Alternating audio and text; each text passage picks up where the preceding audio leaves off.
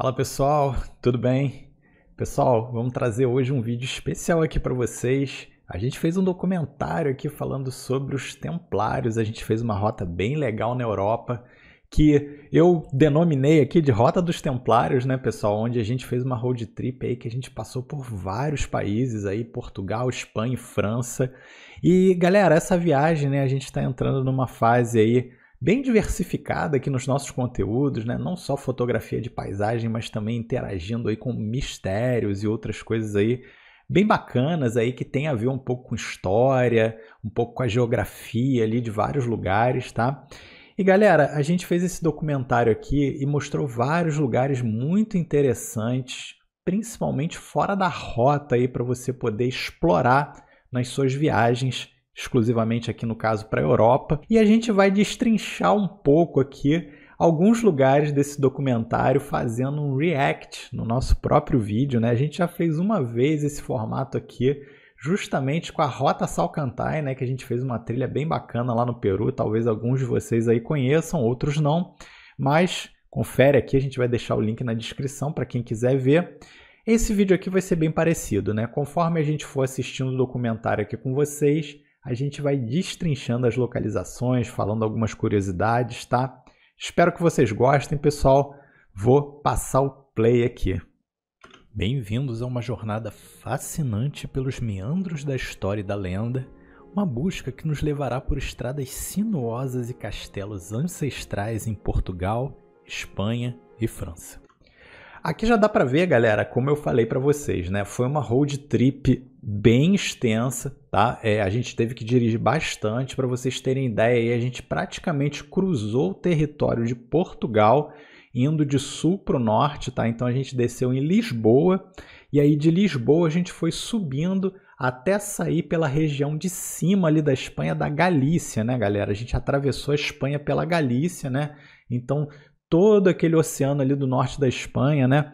É bem bonita aquela região ali, galera. A comida é muito boa, tá? A gente chegou a passar lá em Santiago de Compostela, daqui a pouco vai aparecer aqui, tá? E aí daí a gente entrou no território da França, galera, passando pelos Pirineus, tá? Foi uma viagem espetacular, pessoal. Assim, para quem gosta de dirigir road trip, esse vídeo aqui vocês precisam assistir, tá? Por mais que vocês não gostem, talvez, muito aí de mistérios, templários, né, como foi o nosso tema aqui, eu recomendo fortemente aí, só pela comida, só pela beleza dos lugares, pessoal.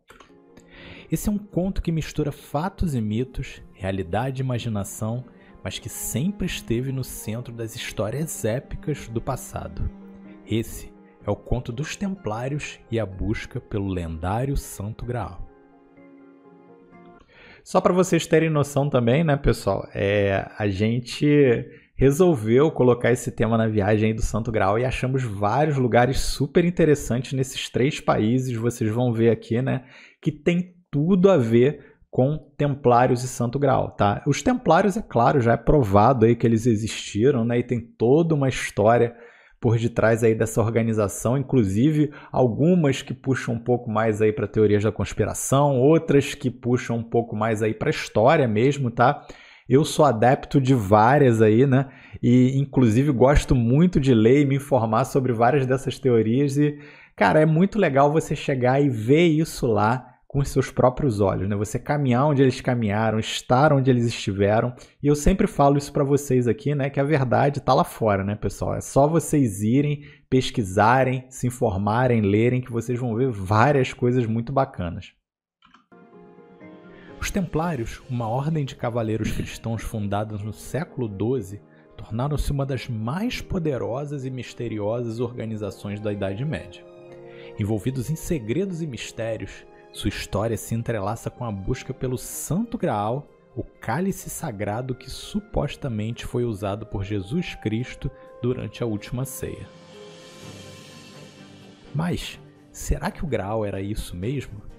Os Cavaleiros Templários eram conhecidos por sua coragem no campo de batalha e seu compromisso com a fé. Eles protegiam os peregrinos que viajavam pela Terra Santa, estabelecendo bases. Legal dar um pause aqui, pessoal, porque esse mapa aqui que eu peguei para colocar no vídeo, né, já tem aqui algumas amostras de lugares, né, onde esses templários estiveram. E se vocês puderem perceber aqui, né, foi exatamente essa rota que a gente fez aqui, né? A gente subiu aqui justamente do sul para o norte de Portugal, onde tinha uma boa parte aqui de Portugal que ainda era aqui do reino de Castela, né, que teve aquela união Castela e Aragão aqui na Espanha. E aí a gente depois foi cruzando aqui, passamos por vários sítios muito legais, tá? E a própria história do Graal, né, pessoal, assim, aí claro que apela muito aí para uma questão mais mística, religiosa, né? Muitas pessoas acreditam que houve, né, uma existência, né, desse cálice ou desse artefato mágico. Muitas escolas de mistério aí dizem que não era um cálice, né, mas sim outra coisa. Então, assim, fica aí para vocês pesquisarem até um pouco e descobrirem um pouco o que são essas outras coisas aí. Mas, galera, é uma história assim, extremamente rica e profunda, né? Quem gosta aí desse tema um pouco mais cavalheiresco, assim, de antigamente, cara, isso aqui é um prato cheio. Em toda a Europa, incluindo Portugal, Espanha e a França. No entanto, muitas histórias pouco conhecidas pregam que eles eram uma sociedade secreta que sobreviveu e esconde segredos até hoje. Nessa jornada, exploraremos os sítios templários em Portugal, onde suas fortalezas e igrejas testemunham a presença e a influência dessa ordem. Desde o Castelo de Tomar até o Convento de Cristo, caminharemos nas pegadas dos templários e buscaremos pistas da lendária taça que eles procuravam. Em seguida, atravessaremos a fronteira para a Espanha, onde a história dos templários também deixou uma marca indelével. De Santiago de Compostela, na Galícia, ao mosteiro de San Juan de la Peña, nos Pirineus, descobriremos como esses cavaleiros moldaram a Espanha medieval e possivelmente estavam envolvidos na busca pelo Santo Graal. Por fim, uma curiosidade também, pessoal, né? A gente optou por ir em muitos lugares aqui nessa viagem, um pouco fora da rota mesmo, tá? Eu agora tenho muito usado essa filosofia, né, de ir em alguns lugares assim que não são aqueles lugares muito cheios, ocupados, né? É claro que a gente sempre passa, né, em alguns lugares mais famosos, até mesmo para a gente estar lá, conhecer, né? Mas, por exemplo, eu passei em Santiago de Compostela, que é um lugar bastante famoso, conhecido. Essa imagem aqui é lá de Lourdes, né, na França, que eu também sempre tive vontade de dar uma visitada para ver como é que é. E também é um lugar bastante cheio, muitos peregrinos, tá? Mas, por exemplo, o Mosteiro de San Juan de la Peña, Montsegur, né, até algumas vilazinhas ali, como Rennes-le-Château, né, nos pés dos Pirineus. Pessoal, essas regiões são extremamente, vamos dizer assim, fora do caminho ali pavimentado pelas vacas, né? Então, assim, a gente literalmente está optando bastante aí procurar por lugares assim que sejam bem bacanas, que tenham pouca gente, né? Pra gente ficar bem à vontade e se envolver, né? Explorar aqueles lugares ali e os mistérios que eles têm para nos oferecer. Enfim, nossa jornada nos levará à França, onde a lenda do Santo Graal ganhou vida e mistério. Visitaremos o Château de Montségur e Rennes-le-Château, locais que nos aproximam da parte mais mística dessa busca. Preparem-se para uma viagem emocionante através dos séculos, onde a história se entrelaça com a lenda e os sítios históricos nos contam uma história que desafia a própria noção da realidade. Essa é a saga dos Templários e a lenda do Santo Graal, uma jornada que nos levará a lugares onde o passado e o presente se encontram.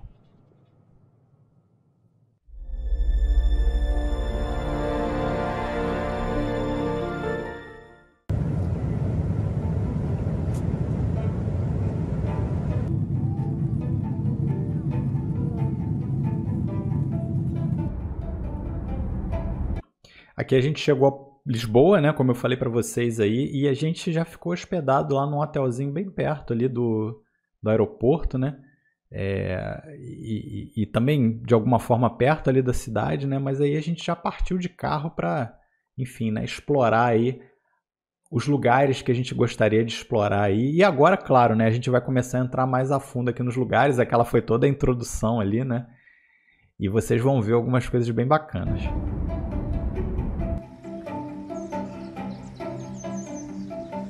O O Castelo de Almorol é uma fortaleza medieval situada na região central de Portugal, uma pequena ilha no Rio Tejo. Sua história está totalmente ligada à Ordem dos Templários.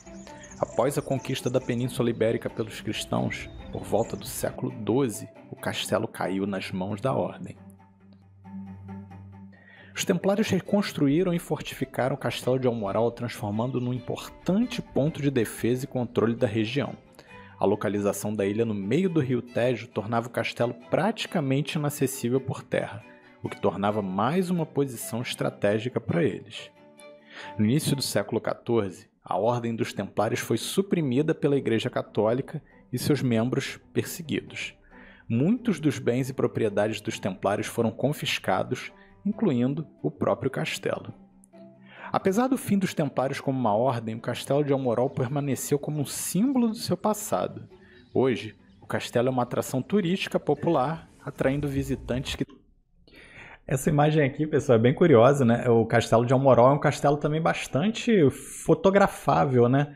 Se você é fotógrafo e tem interesse de ir nessa região aqui justamente para fotografar o castelo, né, num horário, vamos dizer assim, perto ali do nascer do sol, então do pôr do sol vai ser bem bacana, tá? Dá para ver aqui que tem um espelhinho d'água aqui, né, para você fazer algumas fotos interessantes. E tem uma história curiosa aqui, galera, desse momento, né? A gente chegou dentro desse barquinho aqui e descobriu que, né, que a gente precisava pagar o ingresso ali para fazer esse traslado de barco até o Castelo de Almorol. E a gente só tinha dinheiro inteiro, né, pessoal? E a moça que está aqui no barco, né, que era a guia aqui, né, que ia levar até lá, ela não tinha dinheiro trocado, né? Então, assim, a gente acabou que não visitou, pessoal, dentro do Castelo de Almorol, né? A gente acabou ficando só do lado de fora ali, né? Viu as plaquetinhas, a história, mas não fomos lá dentro, apesar da gente estar sozinho aqui, a gente chegou no horário mais cedo, mas por não ter dinheiro trocado, pessoal, porque eles só aceitavam dinheiro também, a gente não conseguiu entrar, tá? Então, fato curioso aqui da nossa viagem, né? Nem tudo dá certo, né, pessoal? Desejam explorar o seu legado e aprender sobre a história dos Templários em Portugal.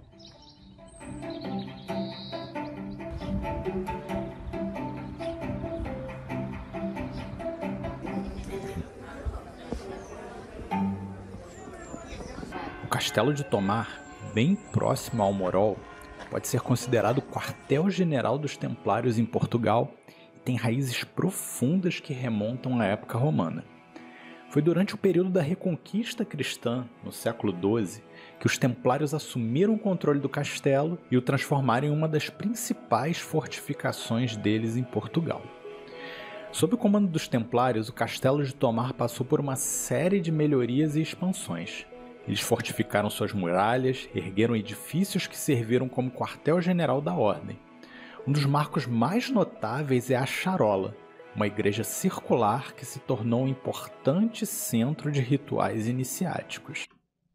O Castelo de Tomar, pessoal, e também, né, o Convento de Cristo, né, que fica tudo ali no mesmo complexo, no mesmo local, é um lugar aí que vocês, se tiverem procurando por conhecimentos assim templários, né, e visitar lugares que são realmente relevantes aí dentro desse universo, vocês têm que ir, tá, pessoal? Assim, não tem jeito. Isso aqui praticamente era o QG deles, né, o quartel-general, como se fosse hoje o quartel-general da ONU lá, né, em Nova York. Aqui era o quartel-general dos Templários, né?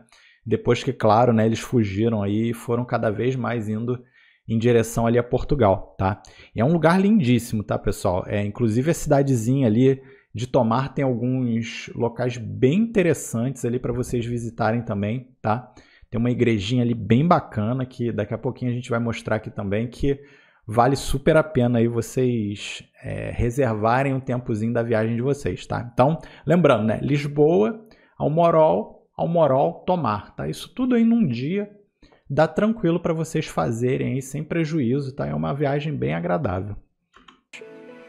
Uma das lendas mais conhecidas é a conexão do Convento de Cristo no castelo e da Charola com Santo Graal. A presença de rituais misteriosos no local, bem como sua arquitetura única e simbolismo esotérico, tem levado a especulações sobre possíveis segredos escondidos que alimentam mais ainda essa lenda.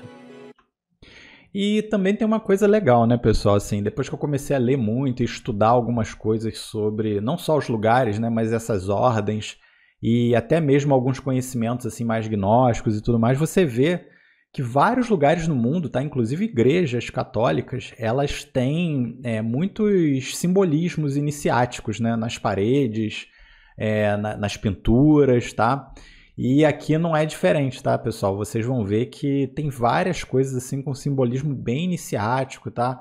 É uma coisa assim meio maçônica, uma coisa um pouco cabalística, tá? E claro, quem conhece sabe aí e vai achar muitos sinais aqui bem bacanas, tá? Um fato interessante são histórias de túneis subterrâneos que também se estendem sobre o Convento de Cristo e o conecta a outros lugares em Tomar. Esses túneis são frequentemente associados à teoria de fugas secretas, tesouros escondidos e atividades dos Templários. Após a supressão da Ordem dos Templários no início do século XIV, o rei de Portugal, Dom Dinis, transformou a propriedade do Castelo de Tomar na sede de uma nova ordem, a Ordem de Cristo. Essa ordem sucedeu os Templários em Portugal e continuou a sua missão secreta com uma nova roupagem. Aí um fun fact aqui também, né, pessoal? Claro, aí já caindo um pouco para o território aqui da conspiração, entre aspas, né? Tem algumas pessoas que acreditam, né, que o próprio Graal possa ter vindo para o Brasil, né, justamente por causa dessa conexão, né? As primeiras caravelas e inclusive as que vieram aqui para o Brasil, né, tinham esse simbolismo aí, né, da cruz templária, tá? E muitas pessoas falavam, né, que justamente por conta aí, né, dessa perseguição lá na Europa, né, aos templários, e até mesmo depois por conta lá de Napoleão e tudo mais, esse grau ele possa ter vindo para as Américas aqui, né, e inclusive para o Brasil, tá? Mas é aquilo, né, teorias da conspiração aí, né, pessoal? É claro que assim, a gente deve ter o nosso raciocínio, deve pesquisar, deve analisar e, claro, né, não acreditar em tudo que a gente ouve, mas sim, né, ter um pouquinho de curiosidade aí para buscar algumas histórias interessantes, tá? A seguir, visitamos a pequena igreja de Santa Maria dos Olivais. Essa é a igreja que eu falei para vocês, pessoal, que tem lá em Tomar também, Santa Maria dos Olivais. E é muito interessante, tá, pessoal? Porque é uma igreja que ninguém vai, ninguém liga, todo mundo acha que é mais um prédio aí, né, vamos dizer assim, na cidade. E claro que tem vários simbolismos extremamente interessantes aqui nessa igreja. Se vocês puderem perceber, daqui a pouquinho vocês vão ver aqui, tá? Normalmente passa despercebido ao turismo em massa, mas não a importância na história dos Templários. Aqui já dá para ver, ó, na nave aqui da igreja, né, você tem uma estrela de 5 pontas, tá? E essa estrela de 5 pontas é muito comum você associar aí com misticismo, né? Então, assim, o catolicismo e o misticismo, vamos dizer assim, da parte mágica mesmo, né? Eles, geralmente a gente tem aquela ideia de que são coisas opostas, tá? Mas muitos desses templários e até mesmo de outras escolas aí, né, que ajudaram a construir alguns locais, igrejas e tudo mais, eles tinham uma associação muito forte aqui com o misticismo, né? Então, essa estrela aqui, ela já é uma coisa assim bastante interessante aqui para você levar em conta aqui quando você vê isso, né, em algumas construções, tá? Mas, afinal de contas, o que significa essa estrela de 5 pontas no ponto mais importante da igreja, a nave do altar? Além disso, acima de sua entrada, apesar de ali ela estar parcialmente destruída, há também a estrela virada para cima. Teria ela sido depredada de forma intencional e não restaurada? A estrela é um símbolo místico de muitas ordens iniciáticas que traça uma analogia com a ascensão humana e o espírito. Aqui, já começamos a observar de forma mais contundente a relação dos cavaleiros com o misticismo e o criptossimbolismo. E aí é aquilo, né, pessoal? Não sou eu que estou falando, mais uma vez, né? Eu sempre, antes de falar as coisas aqui para vocês, eu pesquiso, eu estudo bastante, tá? Eu gosto de teoria da conspiração, mas ao mesmo tempo eu não sou crédulo em várias dessas teorias, tá?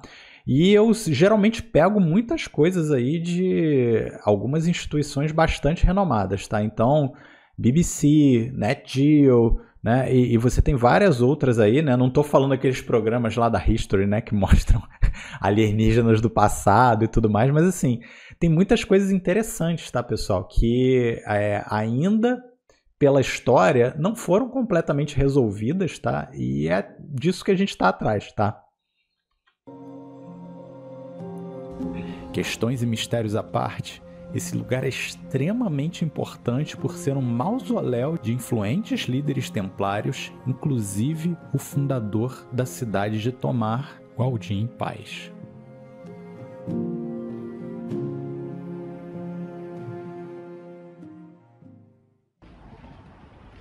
Para encerrar o dia, chegamos à cidade de Vila Real. Eu particularmente escolhi essa cidade por ser a cidade dos meus bisavós em Portugal e eu não tinha nenhum interesse particular em explorar igrejas ou sinais dos templários aqui. Mas foi justamente aqui que eu descobri um dos lugares que mais me surpreendeu. A Sé Catedral de Vila Real é um dos locais mais antigos e misteriosos. Esse símbolo aqui é muito interessante, depois vocês vão ver também mais tarde, especialmente em Rennes-le-Château, enfim, associado lá às lendas do próprio padre Berenguer Saunier. E aqui, galera, é engraçado, né? Como eu falei para vocês, não tinha interesse nenhum aqui nessa cidade em fazer nada, né? A gente estava aqui passeando pela cidade e eu resolvi ficar aqui porque eu vi que era uma distância boa de carro, né?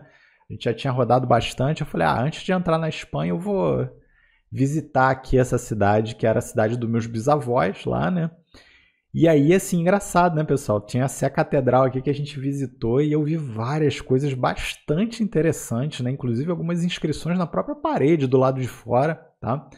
E esse símbolo aqui, né, da cruz com a caveira embaixo, né, que é um símbolo que depois vocês vão ver que pode ser associado bastante aí com essa questão da cultura templária, né, até mesmo, né, alguma coisa maçônica e tudo mais, tá bom? Então, bem bacana. Curiosos da cidade. Construída ainda no século XV, além de ter a famosa estrela, dessa vez invertida, sobre a nave do altar, ela era crivada de símbolos bastante peculiares dentro e fora. Além de, claro, sinais templários. E uma coisa que me surpreendeu, pessoal, foi aquela estrela virada ao contrário lá, né, na nave do altar.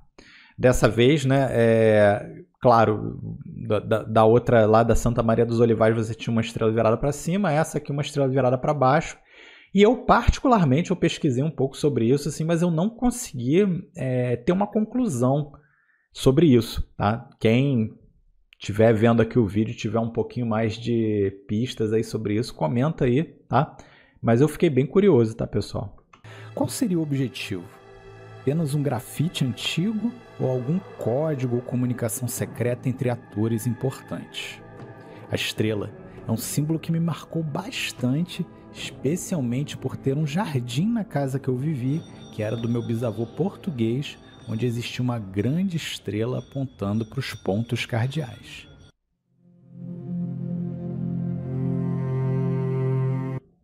O próprio Leonardo da Vinci, né, pessoal, tinha bastante esse relacionamento com simbolismos, né? Então, muitas coisas que ele desenhou, escreveu e tudo mais, tem esse relacionamento.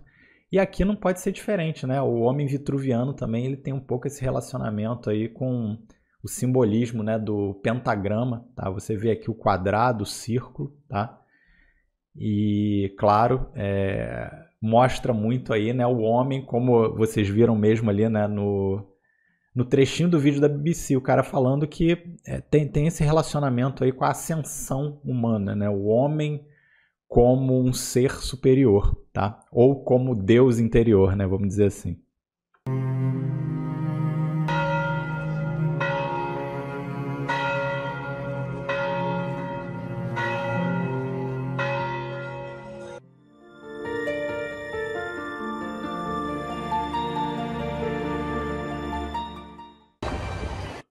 Entrando aqui na Espanha, tá, pessoal? Então, saímos lá de Vila Real, né? Depois, no dia seguinte, acordamos bem cedinho e fomos de carro, subindo até a famosíssima cidade aí de Santiago de Compostela, tá, pessoal? Sempre tive vontade também de conhecer. Claro, uma cidade um pouco mais turística e tudo mais, mas assim, também não exclui, né? A gente também não quer, vamos dizer assim, só se enfiar aí no meio do mato, né? A gente também quer conhecer coisas que já são aí clássicas e tudo mais, e vimos muitas coisas legais, pessoal.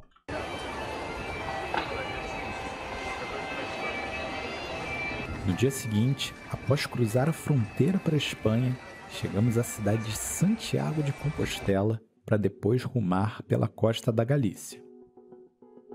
A cidade é extremamente famosa no mundo pelas suas peregrinações místicas, o famoso Caminho de Santiago. Mas, além disso, a gastronomia também chama muito a atenção se você curte uma comida ibérica.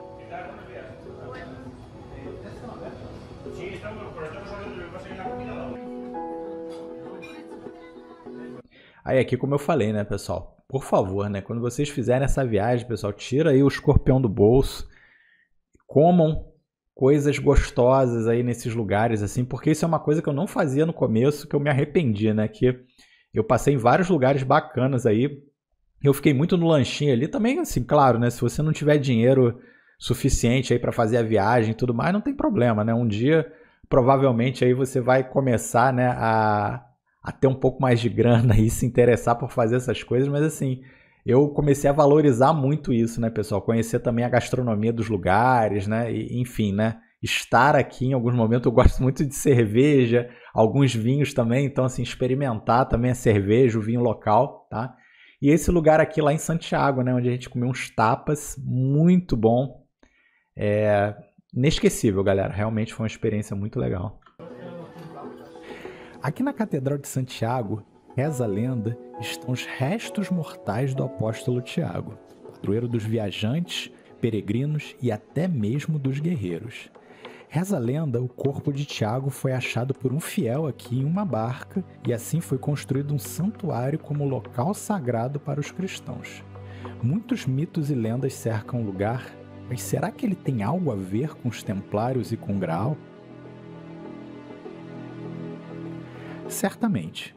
Alguns historiadores acreditam que os templários desempenharam um papel na proteção dos peregrinos que viajavam para Santiago. Além dos inúmeros castelos e propriedades na região que possivelmente foram construídos por eles, não achamos grandes evidências do Santo Graal por aqui. Talvez Santiago, com toda a sua santidade e destaque, fosse um lugar muito movimentado para esconder essa relíquia. Essa foi a impressão que eu tive também, né, pessoal, lá quando eu estava, enfim, caminhando por Santiago, né, era um lugar de peregrinação muito visitado, muito movimentado, e assim, na minha visão, possivelmente eles não iam colocar alguma coisa tão valiosa, né, num lugar que fosse, né, vamos dizer assim, tão visado, né, e aí vocês vão ver daqui a pouquinho aí algumas histórias interessantes sobre lugares bem mais escondidos aí na própria Espanha. Após uma longa jornada até os majestosos picos dos Pirineus, encontramos o monastério de San Juan de la Peña. Só para vocês saberem aqui em termos de distância, né, pessoal? A gente aqui praticamente já tinha cruzado a Espanha inteira pela costa da Galícia lá em cima, tá?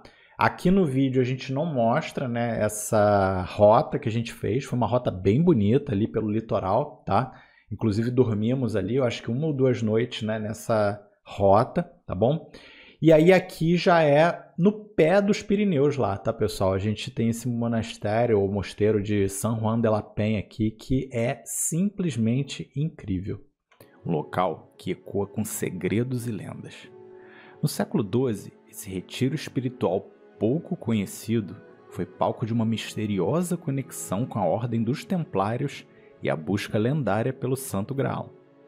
Mais do que isso, o local supostamente foi o lar do Graal por algum tempo. Viemos conferir essa história com nossos próprios olhos. A localização é isolada, no meio das montanhas, após escalar uma sequência de subidas dentro de uma paisagem impressionante. Não é à toa, o lugar serviu como refúgio e local de descanso para os templários nas suas jornadas pela Península Ibérica. Enquanto as lendas afirmam que o Santo Graal foi mantido aqui, a verdade permanece envolta em mistério. É dito que os templários, com seu conhecimento esotérico e compromisso com a fé, podem ter preservado os segredos sobre a taça emparedado ou até mesmo nos seus aposentos subterrâneos. O lugar está lotado de inscrições nas paredes de rocha. E aí lotado mesmo, tá, pessoal? Assim, eu acho que não tem uma parede, pelo menos assim, em algum lugar mais externo que você olha, assim, que não tem uma inscrição, tá? Dentro também tem, algumas não, mas assim, você tem o tempo inteiro algumas inscrições, assim, grafites, coisas assim bem interessantes que foram escavadas, né? Cruzes templárias, coisas escritas, tá bom? Alguns símbolos que eu não consegui interpretar, tá? Mas, cara, é um prato cheio aqui para quem gosta de desvendar, tá? E, enfim, procurar aqui algumas coisas assim misteriosas. Além disso, você rapidamente consegue sentir o mistério que ronda esse lugar só de estar dentro dele. Depois de revirar seus aposentos, para nossa surpresa, conseguimos achar o que procurávamos.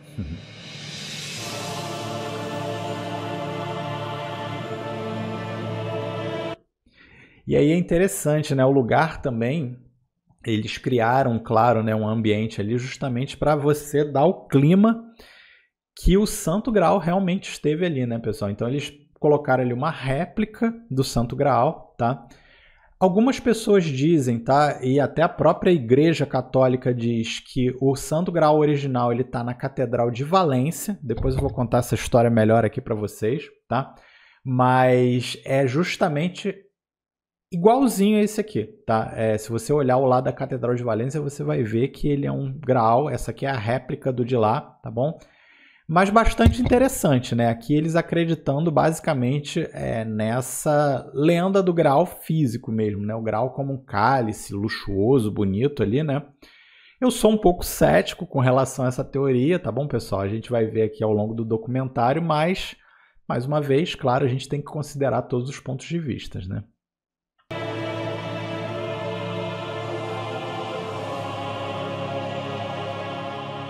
Mas infelizmente essa era só uma réplica do Graal.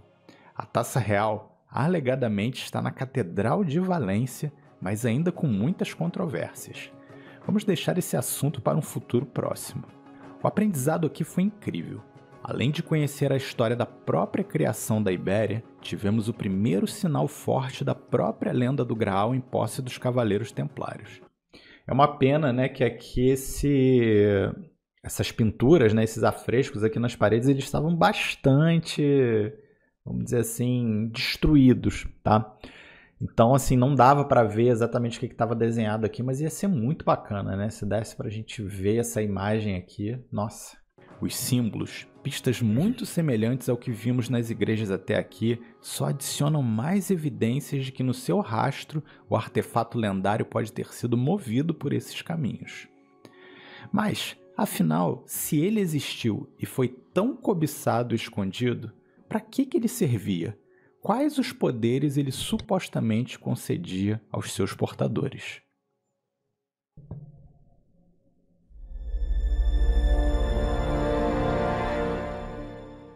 As pistas estavam cada vez...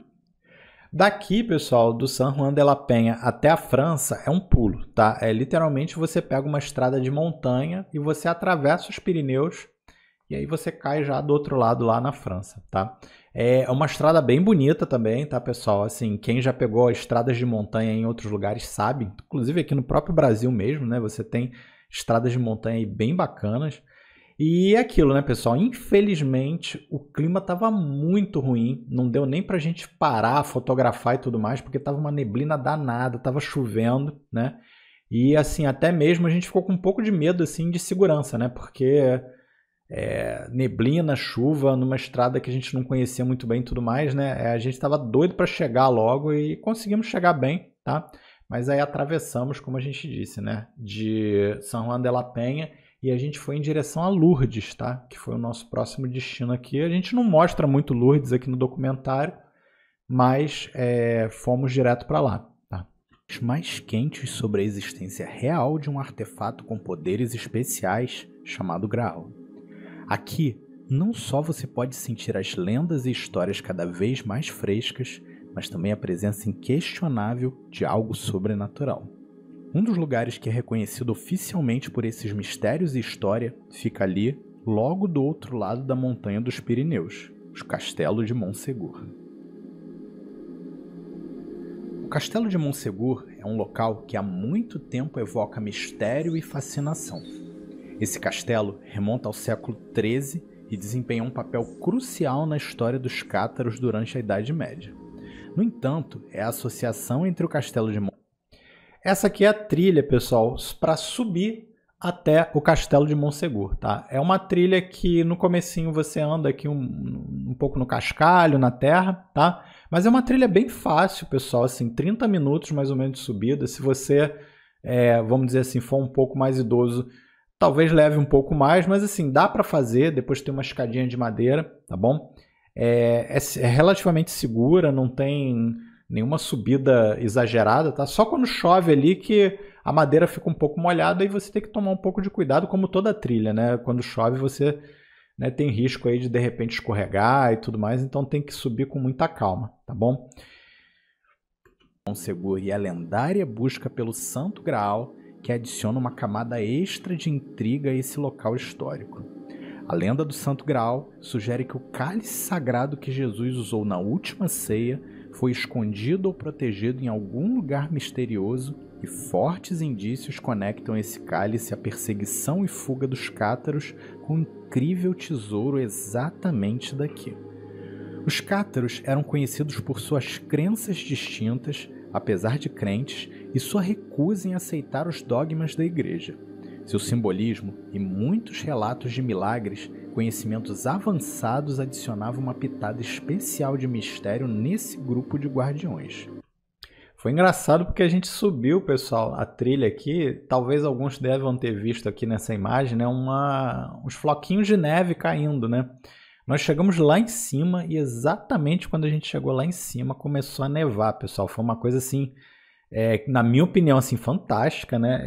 Eu não acredito em coincidências, né, pessoal? E assim, foi bem marcante. Aliás, desde quando a gente chegou aqui, né, no castelo, assim, você sente aquela aura, assim, né? Eu não posso dizer se é uma coisa boa ou ruim, mas é uma coisa muito diferente, tá? Inclusive, a gente ficou andando sozinho aqui dentro das ruínas do castelo. E, assim, foi um momento marcante, pessoal. Assim, meditativo mesmo, né? Com aquela vista incrível ali, tá? E eu só recomendo, pessoal, assim, quem não conhece e estiver passando pelo Languedoc, ali no sul da França, e quiser visitar Montsegur, visite. O Castelo de Montsegur era o último bastião dos cátaros e sua queda em 1244 marcou o fim dos cátaros na região. De acordo com o livro Sangue Santo, Santo Graal, Montsegur era o local de um tesouro mítico relacionado ao Santo Graal que foi prontamente contrabandeado antes da rendição cátara. A ligação entre os cátaros, o gnosticismo e a busca pelo Santo Graal. Aí é aquilo também, né, pessoal? Eu me interessei bastante por essa história, né, de Montsegur, dos cátaros e do próprio Santo Graal, lendo alguns livros, né? Um, inclusive, foi desse autor aí do Sangue Santo, Santo Graal, tá? Eu tenho aqui em casa, depois eu boto aqui na descrição também o link para esse livro aí, que é um livro bem interessante, que fala da Arca da Aliança, mas na verdade ele vai colocando ali os links, né, com Santo Graal e com algumas escolas antigas de mistério, tá? E, assim, realmente, a história aqui em cima desse lugar, pessoal, é uma história extremamente densa, né?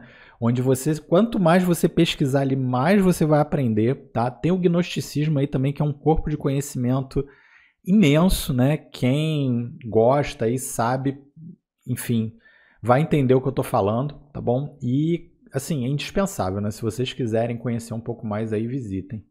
São reforçados pela teoria de que eles podem ter guardado essa e até outras relíquias em locais secretos dentro do castelo e até faziam rituais com as mesmas. Qualquer semelhança com a história templária não é mera coincidência. Hoje, o Castelo de Montsegur é um destino de peregrinação para aqueles interessados na história, no gnosticismo e até mesmo nos seus mistérios.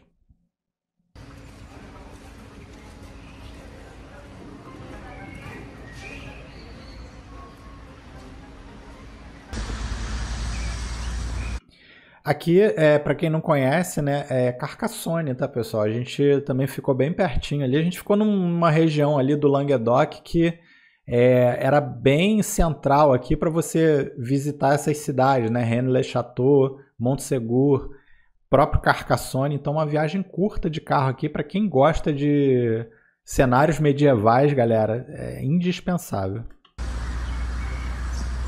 A região situada nas majestosas colinas da região de Languedoc, no sul da França, é um cenário incrivelmente propício aos mistérios da humanidade. É impossível falar aqui de Graal sem falar de Rennes-le-Château, a pequena e pitoresca cidade que guarda segredos profundos e antigos. Sua história misteriosa e suas ligações com o lendário Santo Graal são mais do que conhecidas, já viraram inclusive filme. Mas, para entender verdadeiramente esse mistério, precisamos conhecer o homem que desempenhou um papel fundamental em sua história. Berenguer Saunier, um modesto padre, chegou a Rennes-le-Château em 1885, mas o que parecia ser uma paróquia Essa aqui é a Igreja de Madalena, pessoal, uma das coisas mais estranhas, né, e incríveis que eu vi aqui nessa jornada, pessoal. Quem não conhece a história de Berenguer Saunier, eu já vou deixar logo aqui na descrição para vocês lerem, não sai pesquisando aí pela internet não, lê aqui o nosso artigo que a gente fez, que está bem completinho aí, falando um pouco sobre essa história dele, do Santo Graal, tá? Mas é um dos maiores mistérios da França, pessoal, essa história aqui do Saunier, tá bom? E galera, essa aqui, na própria igreja você tem aqui uma série de simbolismos, né? Você tem ali o nome Graal inscrito, você tem algumas figuras, você tem a questão do diabo na porta, tudo isso a gente vai falar aqui. Tranquilo e humilde, se transformaria num epicentro de intrigas e mistérios. Saunier rapidamente ganhou a atenção do mundo ao realizar reformas extravagantes na igreja local, financiadas de maneira inexplicável. Sua vida pessoal também despertou suspeitas, pois ele vivia como um homem rico e viajava frequentemente para destinos pouco conhecidos. As perguntas começaram a surgir. De onde vinha a riqueza de Saunier? Qual era o segredo que ele guardava com tanto zelo? Foi então que os rumores sobre um tesouro escondido começaram a circular. O mistério do tesouro oculto de Rennes-le-Château é um dos enigmas mais intrigantes da história. Esse aqui é o tipo de coisa, pessoal, que vocês têm que estudar e peneirar muito, tá? Porque o que acontece? Como eu falei para vocês, eu adoro uma teoria da conspiração, gosto de ler. É claro que eu não acredito em muitas coisas, tá? Aliás, eu peneiro, assim, eu acredito às vezes em 20% das coisas que eu leio, tá? E aqui, pessoal, literalmente você vai ver muita coisa que faz sentido, tá? Principalmente as histórias aí que são relacionadas ao Graal, algumas escolas de mistério, aos templários, tá bom? E claro que tem algumas coisas aqui que são um pouco, enfim, né, sujeitas aí a você pesquisar mais, né? Então, por exemplo, essa coisa da linhagem sagrada, né? Enfim, algumas coisas aí que são bastante estranhas, tá? Mas ao mesmo tempo aí que eu acho que precisam de um pouco mais de evidências aí para, pelo menos para mim, acreditar. Disse que Saunier descobriu algo nessa antiquíssima igreja que o levou a desenterrar um tesouro escondido há séculos, possivelmente o Santo Graal. Mas o que é o Santo Graal? Seria realmente o cálice utilizado na última ceia de Jesus Cristo? Ou seria um símbolo ou um guia para um alto? Esse símbolo aqui é o famoso vitriol, né, pessoal? O vitriol é justamente essa sigla aqui, né? Visita interior à terra e retificando in venis occulto lapidem, né? Então, é muito utilizado aí, quem conhece um pouco de alquimia, algumas escolas de mistério aí, utiliza essa simbologia aqui justamente para colocar algumas coisas como o homem, né, sendo protagonista aí, do próprio desenvolvimento, tá? E aí isso aqui tem toda uma teoria de que esse é o famoso Graal, né? O Graal, ele está dentro de você, tá? Conhecimento espiritual, poder e riquezas infindas. Reviramos a propriedade de Saunier de cabeça para baixo em busca de pistas e evidências. As histórias e conexões são realmente impressionantes. o padre fez questão de deixar muitos quebra-cabeças e mistérios no caminho da sua construção e restauração. Saunier estranhamente organizou os santos dentro da igreja de Madalena, seguindo uma sequência um tanto original. As iniciais de cada um dos santos formam a palavra Graal: Germano, Roque, Antônio do Egito, Antônio de Pádua e Lucas, com Madalena no meio. Seria apenas uma coincidência ou uma mensagem para os mais atentos? Aí é toda aquela teoria, né, que a gente viu aí no Código da Vinci, quem assistiu, tá? E como eu falei aqui da linhagem sagrada, né, de que possivelmente o Graal era a Madalena, né, vamos dizer assim. Ela era a portadora ali, né, da linhagem real de Cristo, tá bom? Mas essa é uma história, assim, bem controversa, tá? Mas é uma história bastante viva aqui, especialmente no sul da França, tá, pessoal? Vocês vão perceber aí que você tem todo um culto, né? E várias igrejas aí dedicadas a Maria Madalena, né? E aqui não é diferente. Vocês vão ver aí que tem vários indícios e pistas que consideram Madalena aqui com um papel especial, vamos dizer assim, entre os apóstolos, tá?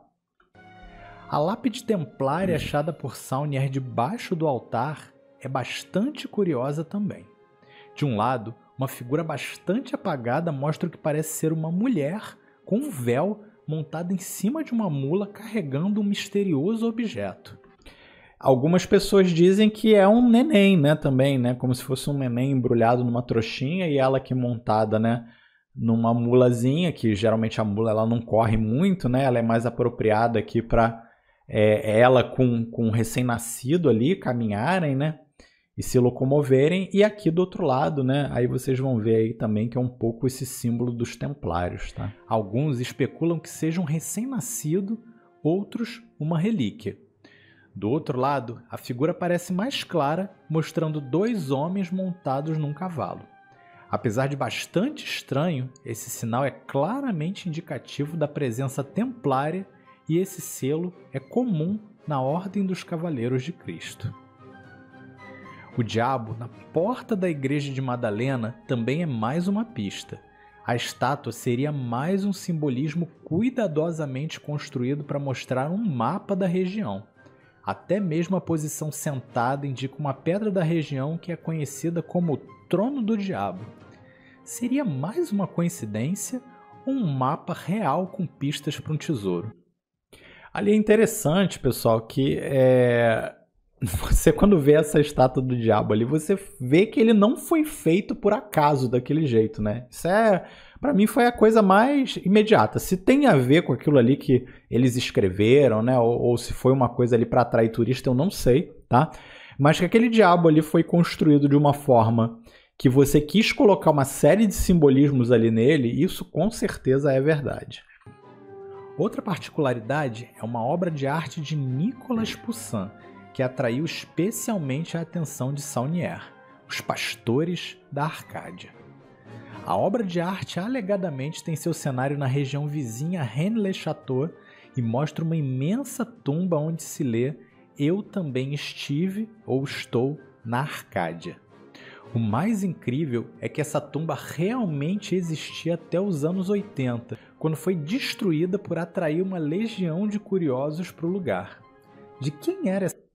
Isso aqui é verdade, tá, pessoal? Essa história é cabulosa, mas realmente existia isso aqui, tá bom? E o dono da terra, ele ficou tão nervoso, né, com tanta raiva do pessoal que ia lá, justamente por conta de todas essas histórias aí doidas, né, entre aspas, que o cara ele dinamitou a tumba, pessoal. Ele literalmente destruiu a tumba, né? E esse quadro do Nicolas Poussin aqui, o Nicolas Poussin, se vocês pesquisarem, ele tem muito relacionamento com simbolismo, com misticismo e tudo mais. É um grande enigma, tá, pessoal? Ninguém sabe o que significa aqui essa figura, né, dos pastores da Arcádia. Tem muita especulação em volta, tá bom? E eu podia fazer um vídeo inteiro falando sobre ela aqui. Aliás, quem quiser o vídeo, bota aqui nos comentários que de repente a gente até faz, tá, pessoal? Porque realmente isso aqui é muito interessante.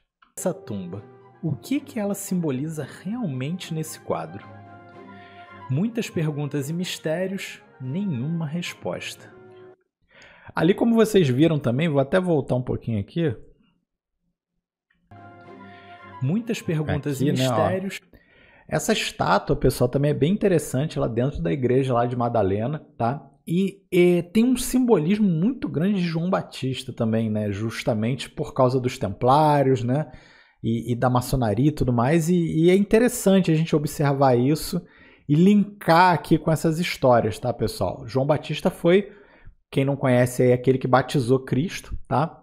E Cristo mesmo falava, né, que ele foi o maior entre todos que estavam ali, né, desde Elias. Então, até se acreditava que ele era, vamos dizer assim, o Elias reencarnado e tudo mais, tá?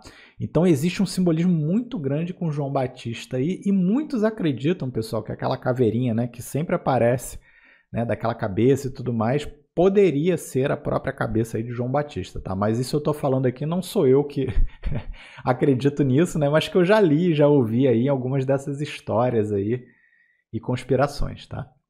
Nenhuma resposta. Hoje, os enigmas permanecem e as teorias sobre o tesouro de Saunier e o Santo Graal continuam a atrair estudiosos, pesquisadores e aventureiros em busca da verdade. Rennes-le-Château permanece como um farol de mistério, uma cidade onde o passado se entrelaça com a imaginação e onde o segredo de Berenguer Saunier aguarda silenciosamente para ser desvendado.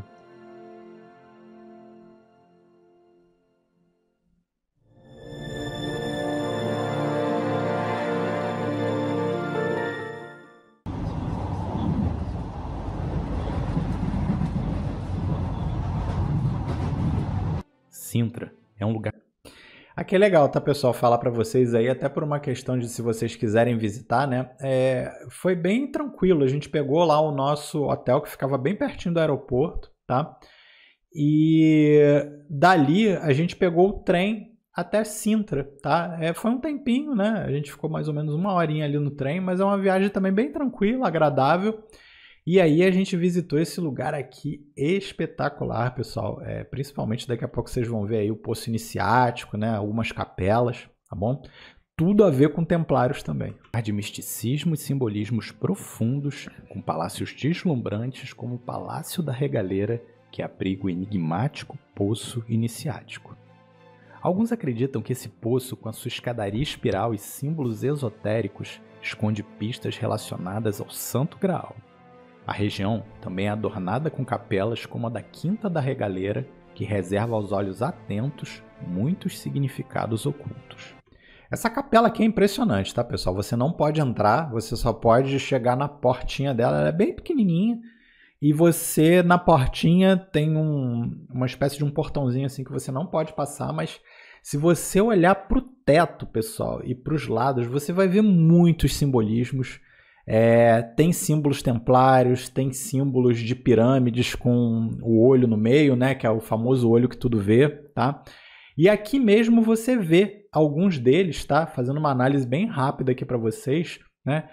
Cristo aqui coroando Maria, tá? E aí fica aqui uma coisa meio dúbia, né? Se a gente não sabe se é Maria a mãe dele ou se é Maria Madalena, tá? E por outro lado você vê que aqui em cima também, né? Pode ser uma coincidência ou não, né? Você tem um M aqui, tá? Justamente para mostrar isso aqui, tá? Aí, mais uma vez, não se sabe se é M de Maria Madalena ou de Maria Mãe de Cristo, né? A Igreja Católica tem um apreço muito grande por Maria, né? E aqui também, né, várias outras coisas aí. Se vocês pesquisarem, galera, Quinta da Regaleira, aí, capela, vocês vão ver que tem muitos conteúdinhos aí na internet que falam sobre as coisas, né, que estão mostradas aqui, né? Esses vitrais aqui bem interessantes também, tá? Enfim. O Poço Iniciático é uma estrutura arquitetônica fascinante que tem intrigado visitantes e estudiosos por décadas. Foi projetado pelo arquiteto Luigi Manini no início do século XX, numa propriedade que pertenceu ao milionário Antônio Augusto Carvalho Monteiro. Esse poço tem profundos significados simbólicos, de acordo com seus criadores, e a visão esotérica por trás da Quinta da Regaleira. A escadaria subterrânea se estende por vários andares, terminando numa plataforma central. A sua estrutura simboliza a jornada espiritual e o renascimento. É conhecido como iniciático porque se acredita que as pessoas que descem as escadas e atravessam seus labirintos estão passando por uma jornada. Aqui também tem um pouco a ver com aquilo que a gente mostrou para vocês do vitriol, né, pessoal? Você está entrando, né, como se o ser humano ele entrasse dentro de si. É uma questão, por exemplo, de autoconhecimento, né, de autoestudo, de meditação, para que aí sim você, vamos dizer assim, tenha a iluminação, né? Então, o poço iniciático ele tem muito esse simbolismo, né, de você literalmente entrar, né, visita dentro da terra, né, como diz lá o vitriol, para que você tenha, né, o graal ali no final, tá? Nada simbólica de purificação e autoconhecimento. Os criadores acreditavam que atravessar o poço iniciático simbolizava o mergulho na escuridão em direção à luz, representando a busca da sabedoria e da iluminação espiritual. A Quinta da Regaleira foi projetada para refletir ideias esotéricas e místicas, oferecendo aos visitantes a oportunidade de explorar a relação entre o homem e o divino, bem como a jornada espiritual rumo ao autoconhecimento e à transcendência. Essas cavernas aqui também, né, que são depois que você desce ali do poço iniciático e sai ali para essas cavernas, também tem esse simbolismo do labirinto, né? Quando você entra, você se perde, é tudo muito escuro, né? E de alguma forma você precisa, vamos dizer assim, sair desse labirinto para você achar a luz, tá? E aí tem algumas histórias que contam que realmente aqui o poço iniciático ele era usado, né, para algumas cerimônias aí de iniciação, tá? E você nunca vai sozinho, né? Tem outras pessoas que vão te ajudando ali por essa rota e te guiando para que você consiga, vamos dizer assim, né? Apesar de, claro, né, você tem um simbolismo ali que é o simbolismo interno seu, mas que outras pessoas elas vão te ajudando ali como se fossem seus mentores, né, seus gurus e etc, tá? Talvez o Santo Graal seja realmente isso, um símbolo de transformação e renascimento através de uma jornada de exploração interna. Os alquimistas acreditavam nisso com a famosa pedra filosofal e a ascensão através da escada de Jacó até a iluminação. Até mesmo Platão versou sobre isso no seu famoso conto O Mito da Caverna. É bem mais simples acreditar que um objeto ou cálice mágico poderia conceder ao seu portador uma miríade de poderes mágicos. Mas, na realidade, todos nós podemos alcançar a transformação através de uma jornada longa de autoconhecimento. Na minha jornada, certamente aprendi muito e passei por lugares e situações que mudaram para sempre aquilo que eu sou. Se você ficar atento, certamente verá os sinais em cada um dos lugares. O que seria então esse conhecimento oculto que foi preservado e ensinado aqui e em outros lugares da jornada? Onde que ele estaria hoje? Quem que seria o portador e mentor de tais caminhos? E o mais importante, o que falta para cada um de nós encontrá-lo? E aí aqui a imagem, né, pessoal, que eu finalizo justamente aqui o documentário, né, com essa imagem bem interessante que fica bem no teto e na entrada dessa capelinha lá que tem em Sintra, tá bom? E assim, aqui já diz tudo, né? Assim, tem todo esse simbolismo aqui também nessa imagem, tá? E como eu falei, né? Essa própria viagem foi uma viagem muito interessante, uma viagem de transformação. Se você gosta dessas viagens que você, vamos dizer assim, viaja e você aprende e olha coisas assim que você nunca viu antes e desperta a tua curiosidade, teu lado um pouco mais cético, mas ao mesmo tempo teu lado também um pouco mais místico, eu recomendo muito, pessoal, porque realmente é uma viagem de transformação pessoal aqui, tá bom?